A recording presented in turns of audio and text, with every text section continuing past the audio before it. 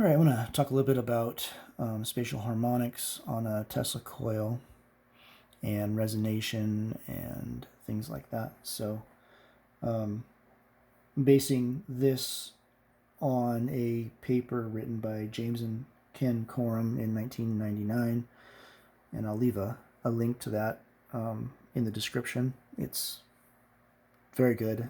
I think it should almost be required to anybody who's interested in this kind of stuff, at least to look at it and think about it. So start with a Helmholtz resonator.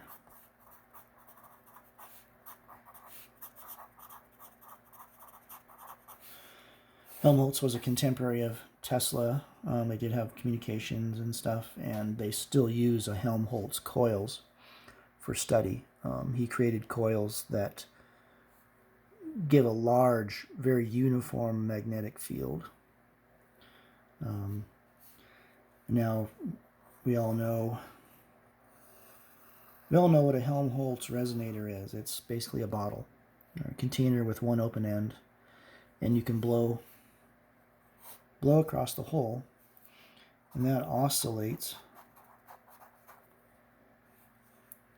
creating the air inside to expand and contract. And this causes an energy magnification, and the air actually blows out the top. When you blow across it, you get a tone, and that frequency of that tone is based on the volume of the container. You can also take sound, and you could do a frequency tone without blowing across the bottle, and it'll still couple with the bottle, and it'll contract and expand the air again and do the same thing. You can blow out candles with the magnified energy, the air that's coming out. You can drive simple motor type things and stuff too. So the idea is that a true Tesla coil post 1894 has a lot in common with a resonator, more than it does with a standard inductor. So pre-1894, before Tesla worked all his magic on the coils, they were more tightly coupled inductors. Sometimes they would have a secondary with a primary that would go inside the secondary, and that would be like an adjustment, very tightly coupled. But in actuality, at its best operating frequency, a Tesla coil is a transmission line resonator, which is a distributed resonator. So it's resonating with the transmission coming in, the disturbance coming into it, and then it is a dispersive energy. The voltage rise on the secondaries is not by transformer, it's not by induction, it's not by element coupled resonance. The voltage magnification is by standing waves. That's what creates the voltage rise on a Tesla coil. And any calculations that presuppose a uniform current over all the wires won't work to calculate anything for a true Tesla coil, which is a resonant, dispersive resonant coil. So let's go to standing waves. Try to draw a nice wave here.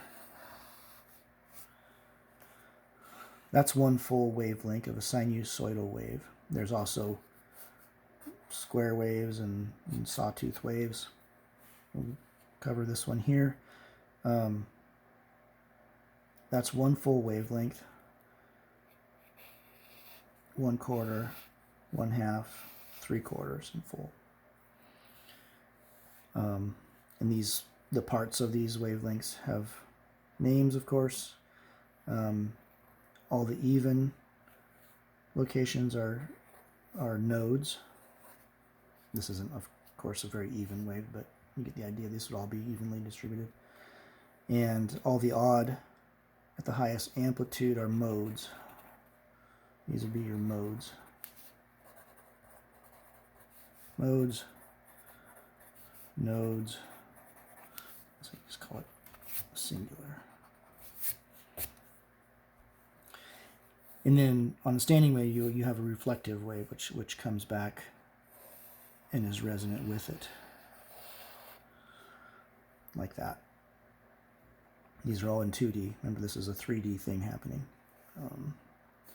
So Tesla coils now are usually quarter wave resonant. In other words, that they occupy the space from the voltage minimum node. So by grounding this, by grounding one end of the coil, this automatically becomes a voltage minimum node and a current maximum. And then in contrast, you have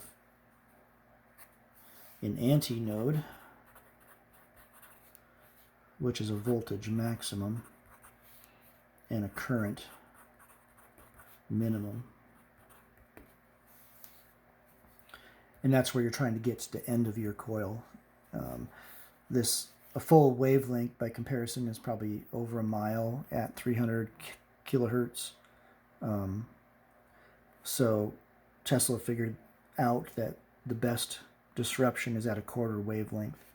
So you're dealing with this right here. It's just rapidly voltage rise right here at the quarter wave. And so the coil has to be electrically, the length of it has to be, the electrical length of it has to be 1/4 wavelength of the input transmission. That's what you're resonating against. Let's do your coil.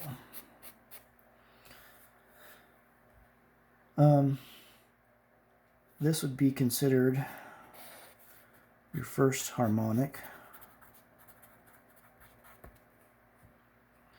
Now this is where we come back to the resonator. If this was a tightly coupled inductor, your first mode would be your second harmonic, and so forth, and your third. But, and these are the words of the Korn brothers, the velocity factor is not a linear function of the frequency. Therefore, the overtones are not integer multiples of the fundamental frequency. This is a frequency dispersive resonator. So in other words,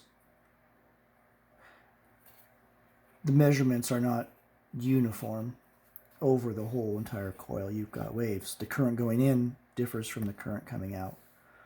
So therefore, these modes cannot be exact integer multiples of the fundamental frequency. Therefore, they call them overtones, and this becomes the first overtone. And this is the second overtone.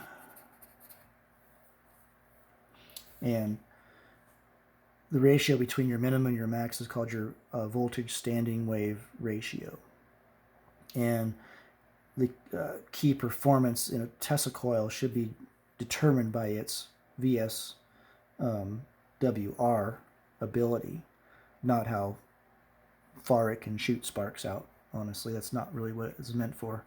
That's why Tesla had the toroids and the large metal spheres, and that was in order to hold in the voltage maximum as much as possibly could be held without it releasing that potential energy. This is all potential energy that's getting drawn in by a standing wave. There could be an analogy here for this that might help people see it. Imagine your voltage is a rock, right? You have a stone, and it's just sitting in the air. That rock has weight. It has potential energy to come crashing down. And as your voltage maximum goes up, you can imagine your rock magnifying. It's not just a amplification, it's a magnification. So as your voltage, as you go into resonance and your voltage goes up, your rock, let's say, as an analogy of it, is magnifying. It's getting bigger, so it's getting heavier, and its potential energy is growing as you're rising towards your Vmax on your standing wave. And as you start going up, your rock, if there's enough pressure coming in, your rock, your voltage will start radiating. You'll get pieces of rock will start shooting off your rock. But it doesn't lose mass. It doesn't lose its potential energy that it has, even though it's throwing pieces of rock off of it. And then by the time you reach your voltage maximum, your rock has grown as large as it's going to get, and it's shooting off streamers of rock and still doesn't lose its initial potential energy to come crashing down. And I think that's a pretty good analogy for what's going on here. It's the standing wave. It's just drawing in that energy. And then we can go back to the resonator part of this. Let's say this is a secondary, and you've grounded it. Therefore, this becomes a voltage minimum, and your wave goes to the voltage maximum to the end, if it's constructed correctly and resonating at 1/4 wavelength. If you don't ground it, then you end up with minimum voltage nodes somewhere in the middle, and the ends, if resonating correctly and constructed correctly, the ends will become 2 voltage maximums. And this follows sound exactly. Another side here, like Tesla talked about the quarter wave resonance, even in it doesn't matter if it's a spiral coil, doesn't matter if it's a helical coil or a frustrum, which is a conical. If you're resonating at a quarter wavelength and your coil length, the electrical length of it, is longer than a quarter wavelength, your point of maximum potential is going to fall somewhere in the middle of the coil, which is not where you usually want it. You want it out on the ends. You want it on the ends to use its potential energy that it's drawing in. When you tune a coil and you've grounded it, that's like an anchor point, and you're shortening the wavelength or you're lengthening it, and that would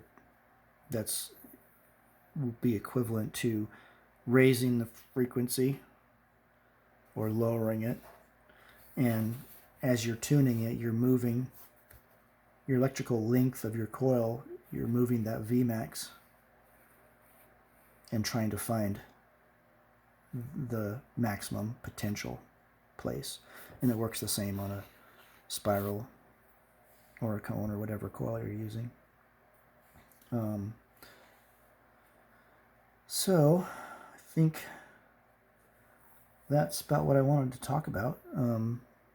Once again, I'll leave that link in the description, and it's very enlightening to read, and pun intended, it resonated with me a lot. And so I'm learning this stuff also, and just hopefully you guys want to come along too. Thank you.